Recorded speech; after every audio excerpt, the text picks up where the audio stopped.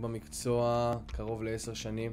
הייתי בעברי 164 קילו. הייתי הילד השני בארץ שנכנס לקיצור קיבה על תנאים בריאותיים. לא כי רציתי. אוכל זה הייתה ועדיין האהבה שלי, המקום מפלט שלי, המקום הבטוח שלי, המקום שבו אני יכול להוכיח את עצמי גם עבור אחרים וגם עבור עצמי. זה היה ב-2016, נכנסתי לקיצור קיבה, ובאותו יום הבנתי שאני הולך לצאת בן אדם אחר.